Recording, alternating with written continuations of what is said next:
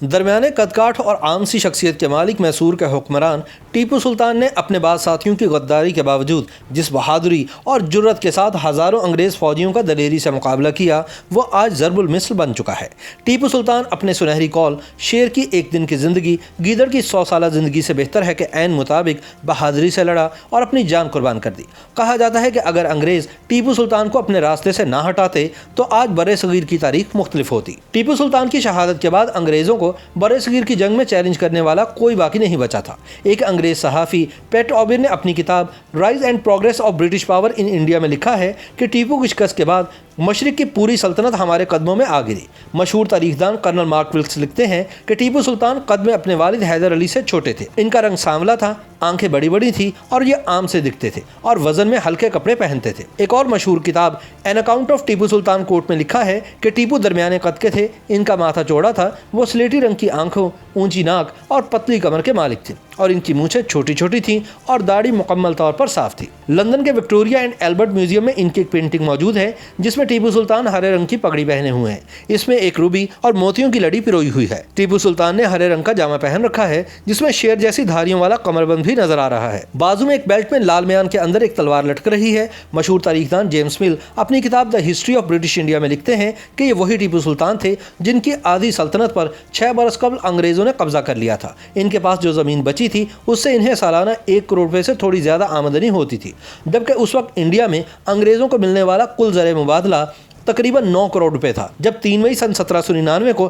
45,000 फौजियों पर मुश्तमिल अंग्रेज फौज सरंगापट्टम में टीपू के चंद गद्दार फौजियों के ताबन से दाखिल हुई तो टीपू खुद दूबदू लड़ाई में शरीक हुआ। एक मौके पर अंग्रेज कमांडर कर्नल डनलप शदीद जख्मी होने के बाद मैदान जंग से बाहर हो गया। इसकी जगह लेफ्टिनेंट फार्क्यूहार ने संभाली, लेकिन वो भी जल्द जहन्नुम रसीद हो गया। लड़ाई थमी तो टीपू सुल्तान गुसल के लिए चला गया, लेकिन सुबह टीपू के नजूमी ने इन्हें आगाह कर दिया था कि आज का दिन इनके लिए अच्छा नहीं, इसलिए शाम तक इन्हें अपनी फौज के साथ रहना चाहिए। बहरहाल गुसल के बाद टीपू ने गरीबों में पैसे बांटे। टीपू ने चीना पटना के एक पुजारी को एक हाथी, तिल का एक बोरा और 200 रुपए दिए। दीगर ब्राह्मणों को टीपू ने काली बकरियां, काले कपड़ों से बनी एक पोशाक और 90 रुपए के अलावा तेल से भरा हुआ एक बर्तन भी दिया। इससे कबल इन्होंने लोहे के बर्तन में रखे हुए तेल में अपना साया देखा। इनके नजूमी ने बताया था कि ऐसा करने से इन पर आने वाली मुसीबत टल जाएगी। टीपू ने महल में वापस लौटकर रात का खाना अभी शुरू ही किया कि इन्हें अपने कमांडर सईद गफ्फार की शहादत की खबर मिली।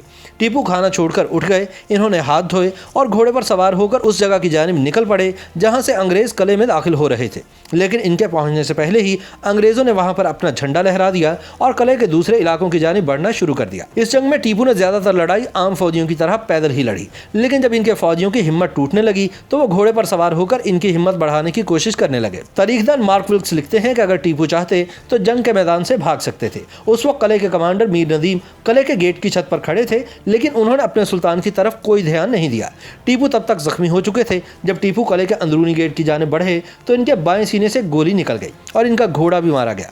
इनके साथियों ने इन्हें डोली पर बिठाकर जंग के मैदान से बाहर ले जाने की कोशिश की, लेकिन नाकाम रहे क्योंकि तब तक वहां लाशों का ढेर लग चुका था। मेजर अलेक्जेंडर लिखते हैं कि उस वक्त इनके बाडीगार्ड राजा खान ने इन्हें मशवरा दिया कि वो अंग्रेजों को इनके मुतालिक बता दें, लेकिन टीपू को यह नामंजूर था। उन्होंने अंग्रेजों के हाथों कैद किए जाने की बजाय लड़ते लड़ते शहादत कबूल करने का फैसला किया। इसी असना में कुछ अंग्रेज फौजी कले के अंदरूनी गेट में दाखिल हुए। उनमें से एक ने टीपू की तलवार की बेल्ट छीनने की कोशिश की। तब तक टीपू काफी खून बह जाने की वजह से तकरीबन बेहोश थे, लेकिन इस हालत में टीपू ने कई अंग्रेज फौजियों को शदीद जख्मी किया जो इन्हें कत्ल करके इनकी जवाहरात से जुड़ी तलवार छीनना चाहते थे। उस वक्त अंग्रेज सिपा सालार को इल्म नहीं था कि टीपू सुल्तान आखिरी सांसें ले रहे हैं। उसने फौजियों के हमरा कले में टीपू सुल्तान को तलाश करना शुरू किया तो टीपू का जख्मी बॉडीगार्ड राजा खान ने उस तरफ इशारा किया जहां टीपू सुल्तान गिरे पड़े थे। मेजर एलन ने लिखा कि जब टीपू की लाश को हमारे सामने लाया गया तो उनकी आंखें खुली हुई थी। टीपू सुल्तान का जिस्म इतना गर्म था कि एक लम्हे के लिए मुझे और कर्नल वेलेस्ली को ऐसा लगा कि कहीं टीपू जिंदा तो नहीं, लेकिन जब हमने इनकी नब्ज और दिल पर हाथ रखा तो हमारा शक दूर हुआ। टीपू सुल्तान जाम शहादत नोश कर चुके थे। इनके जिस्म पर 3 और एक जख्म माथे पर था। मेजर एलन के मुताबिक टीपू सुल्तान ने बेहतरीन सफ़ेद लीलन का जामा पहन रखा था जिसकी कमर के इर्द गिर्द रेशमी कपड़े की गोट लगी हुई थी और इनके सर पर पगड़ी नहीं थी। एक बाजूबंद के अलावा टीपू सुल्तान के जिस्म पर किसी किस्म के जेवरात नहीं थे। वो बाजूबंद असल में चांदी का एक तावीज़ था जिसके अंदर अरबी और फारसी में कुछ लिखा हुआ था।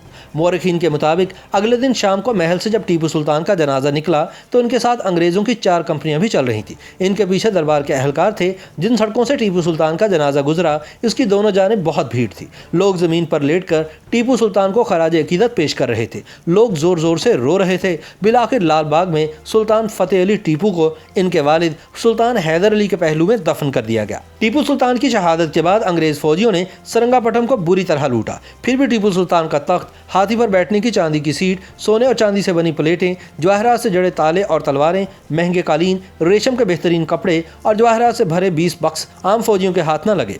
टीपू को बेहतरीन लाइब्रेरी को भी कोई नुकसान नहीं पहुंचा, जिसमें तारीख, साइंस और अहदीस के बारे में अरबी, फारसी, उर्दू और हिंदी ज़बानों में 2000 से ज़्यादा किताबें मौजूद थीं।